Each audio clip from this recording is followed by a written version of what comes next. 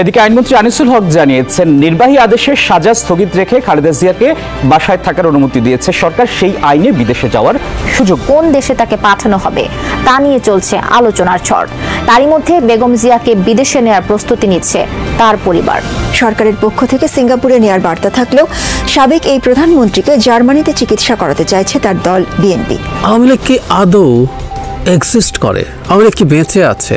এই প্রশ্নটা আসলে আমরা করতে চাই। তারা মোটামুটিভাবে সিদ্ধান্ত নিয়ে ফেলেছে এবং সেই ব্যাপারে তারা খুব শীঘ্রই কাজ শুরু করতে যাচ্ছে। তার মানে প্রধানমন্ত্রীর সফরকেও তারা তোয়াক্কা করছে না এবং বাংলাদেশের দেয়া বিকল্প দুটো প্রস্তাবকে তারা আমলেই নিচ্ছে না এবং এই রেল সংযোগকে মূলত তারা ব্যবহার করতে চাইছে। দেশ এবং জনগণের প্রয়োজনে যখন প্রয়োজন হবে আমরা সর্বদা নিয়োজিত থাকব এবং জাতির পাশে থাকবো ইনশাআল্লাহ। বাংলাদেশের মানুষের বাঙালির যতটুকু অর্জন, সে অর্জনটুকু আওয়ামী লীগের দ্বারাই, কিন্তু বারবার এই দলের উপর আঘাত এসেছে। ফিনিক্স পাখির মতো যেমন সেই পুড়িয়ে ফেলার পরেও ভস্য থেকে জেগে ওঠে, এই আওয়ামী লীগ ঠিক সেইভাবেই জেগে উঠেছে। আসসালামু আলাইকুম প্রিয় দর্শক, ফাইনালি চলে আসলাম আপডেট ও গুরুত্বপূর্ণ কিছু নিউজ নিয়ে আপনাদের মাঝে। প্রিয় দর্শক, অবশ্যই ভিডিওটি শেষ অবধি দেখবেন। দর্শক, আপনাদের কাছে ছোট্ট একটি অনুরোধ, দেশ এবং দেশের বাইরে হলে কমেন্ট বক্সে লিখে জানিয়ে দেবেন, আর চ্যানেলে নতুন হলে সাবস্ক্রাইব করে পাশে থাকা বেল বাটনটি অবশ্যই অল করে দেবেন, কারণ পরবর্তী আপডেট নিউজ সবার আগে পাওয়ার জন্য প্রিয় দর্শক অবশ্যই একটি লাইক।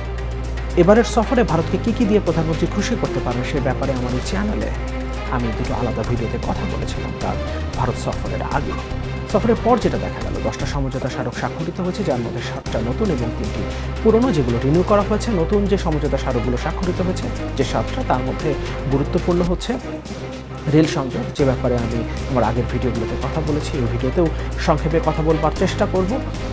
এর পাশাপাশি যৌথ উদ্যোগে কৃত্রিম উপগ্রহ প্রেরণ, যার মাধ্যমে ভারত বাংলাদেশের সব তথ্য, সকল গোয়েন্দা তথ্য হাতিয়ে নিতে পারবে খুব সহজেই।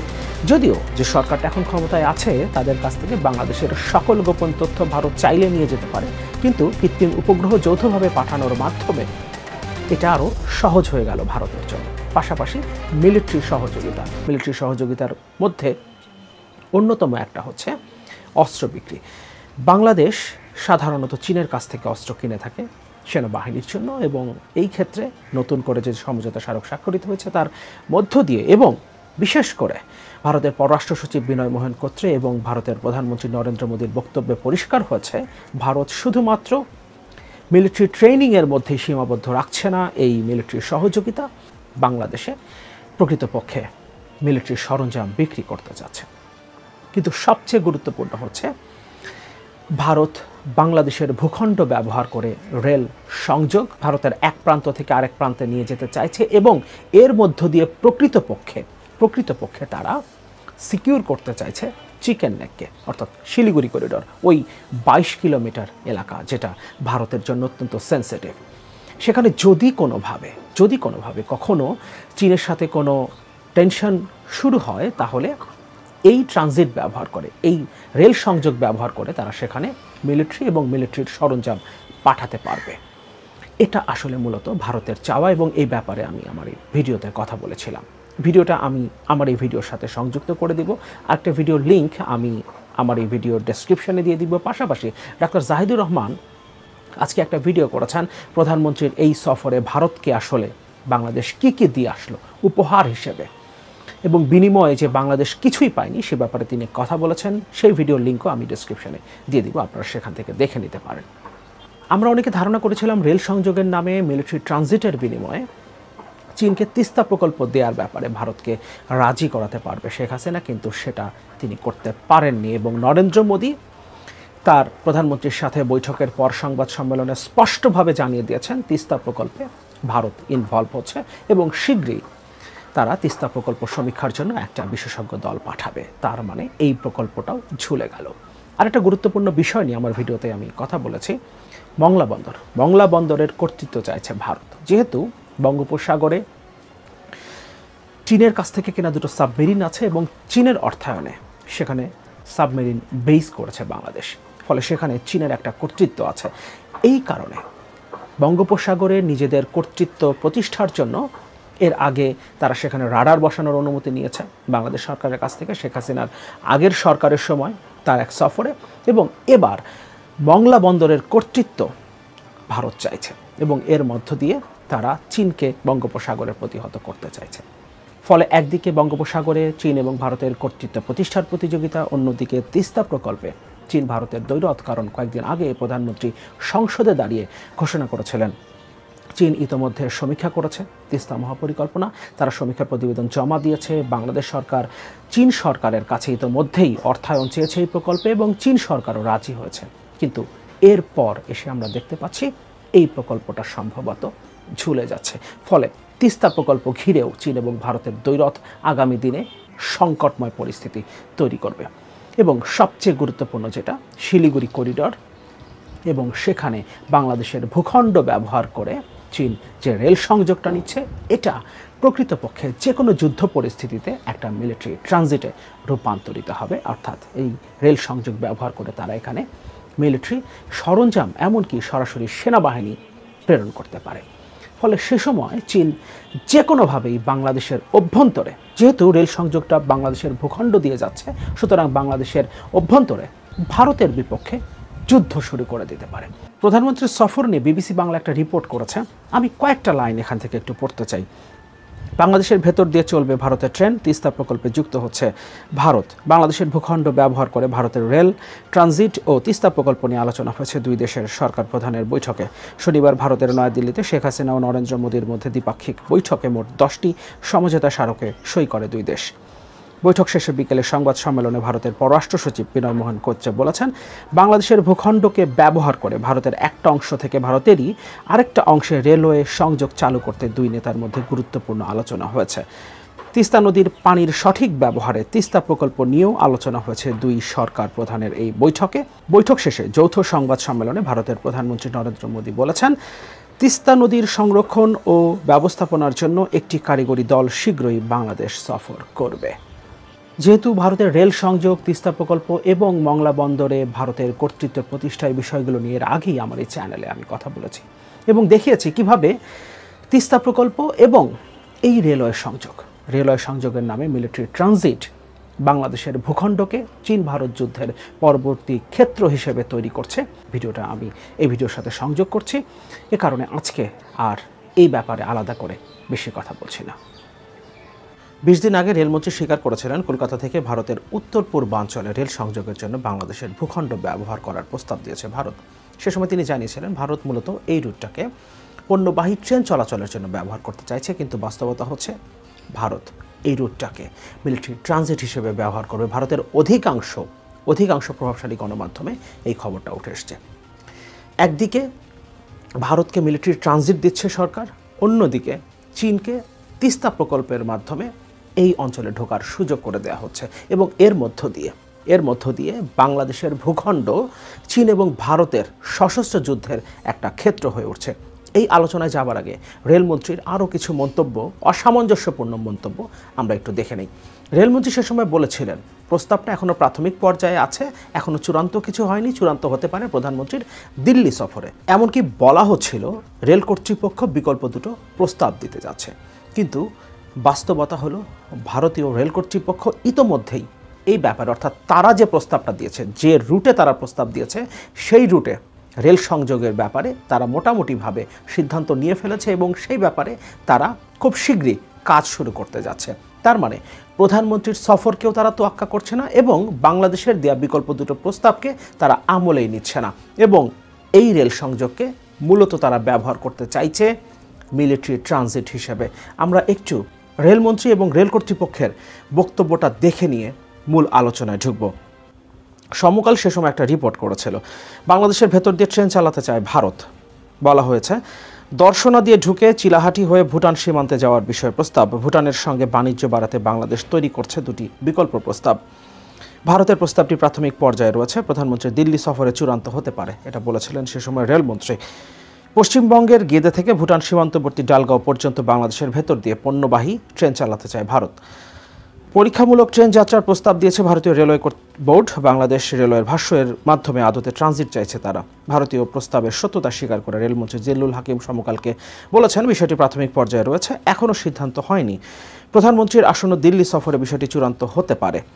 বাংলাদেশ রেলওয়ের লাভ লোকসান এবং দেশের স্বার্থ বিবেচনা করে সিদ্ধান্ত নেওয়া হবে।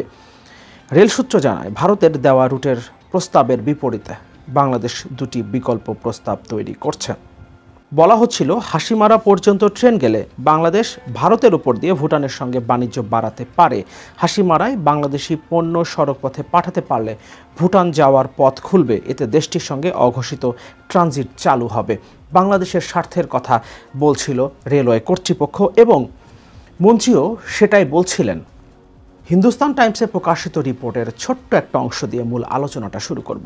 এখানে বলা হচ্ছে, এদিকে 2017 সালে যখন দোকলামের সমস্যা হয়েছিল তখন সব থেকে চিন্তার বিষয় হয়েছিল যে এই চিকেন নেক সেখানে রেল লাইনের মাধ্যমে সামরিক বাহিনীকে পৌঁছে দেওয়া একটা সমস্যার কারণ হতে পারে। একই লাইনে সিভিলিয়ান ও মিলিটারি যাওয়ার জন্য ব্যবহার করা হলে আখেরে সমস্যা হতে পারে। সে কারণেই একটি পৃথক লাইন বাংলাদেশের মধ্য দিয়ে করার ব্যাপারে চেষ্টা করা হচ্ছে, অর্থাৎ মিলিটারি পরিবহনের জন্য যে রুটটা তারা ব্যবহার করবে সেটা বাংলাদেশের ভূখণ্ডের ভেতর দিয়ে নিয়ে যাবে, কিন্তু তাদের নিজের ভূখণ্ডের মধ্য দিয়ে যে রুটটা আছে সেটাকে তারা সিভিলিয়ান পরিবহনের জন্য ব্যবহার করবে।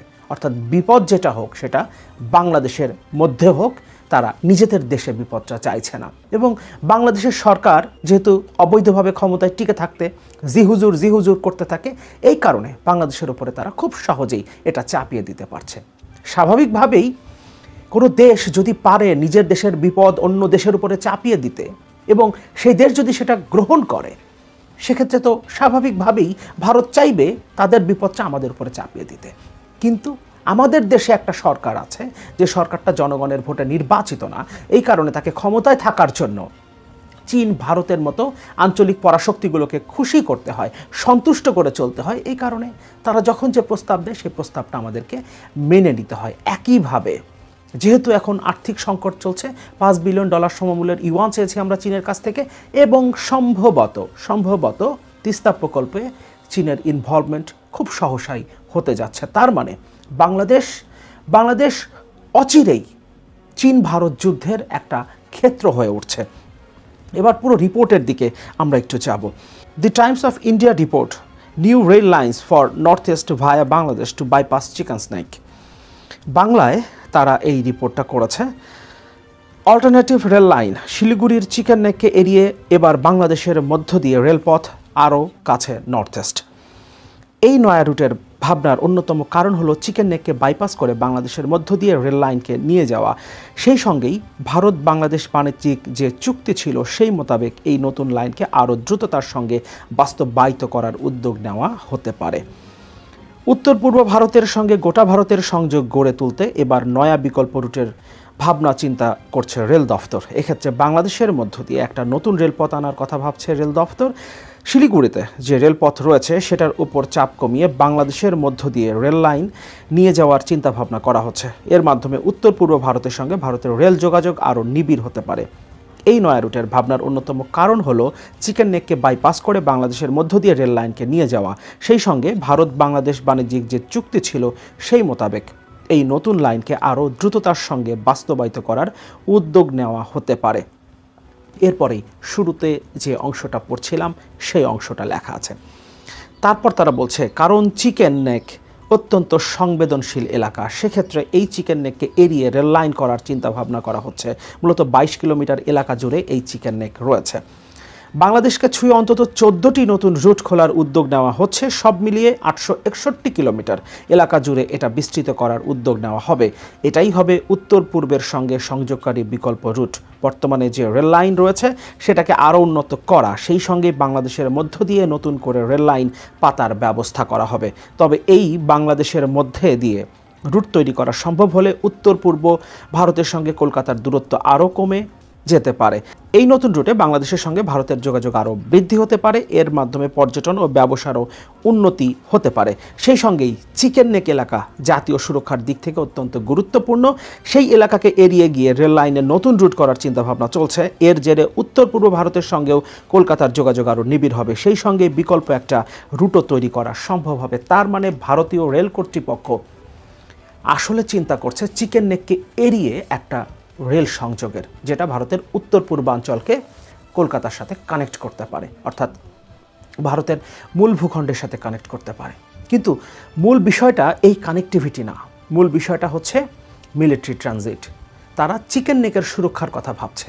চিকেন নেকের সুরক্ষার কথা ভেবে তারা মিলিটারি ট্রানজিট হিসেবে বাংলাদেশের ভূখণ্ডকে ব্যবহার করতে চাইছে এবং বাংলাদেশের সরকার সম্ভবত তাতে গ্রিন সিগন্যাল দিয়েছে, না হলে ভারতের গণমাধ্যমে যেভাবে রেল কর্তৃপক্ষের বরাতে রিপোর্ট এসছে তাতে বোঝা যাচ্ছে এই প্রকল্পটা খুব শীঘ্রই হয়তো বাস্তবায়ন হতে যাচ্ছে এবং কয়েকদিনের মধ্যেই প্রধানমন্ত্রী দিল্লি সফর করছেন এবং সম্ভবত সেখানে আনুষ্ঠানিকভাবেই এই প্রকল্পের ঘোষণাও আসতে পারে এবং তারপর পরই প্রধানমন্ত্রী যাবেন চীনে। এবং আমি আমার আগের ভিডিওগুলোতে বলেছি চীন তিস্তা প্রকল্প ছেড়ে দেবে না এবং আপনি যেহেতু চীনকে তিস্তা প্রকল্প দিচ্ছেন বলে মোটামুটিভাবে ভারত বুঝে গেছে, সুতরাং ভারত আপনার কাছে মিলিটারি ট্রানজিট অবশ্যই আদায় করবে। এখন আপনি যেহেতু অবৈধভাবে ক্ষমতায় বসে আছেন, তাও 1-2 বছর ধরে না, 2014 সালের পর থেকে টানা 3 মেয়াদে আপনি অবৈধভাবে জনগণের ভোট দেওয়ার অধিকার কেড়ে নিয়ে জনগণের ম্যান্ডেট ছাড়া জোর করে ক্ষমতায় বসে আছেন এবং এখানে আপনার খুঁটিগুলোর মধ্যে অন্যতম খুঁটি হচ্ছে চীন এবং ভারত এখন পর্যন্ত। সুতরাং এই দুই পক্ষকে আপনার খুশি করতে হবে।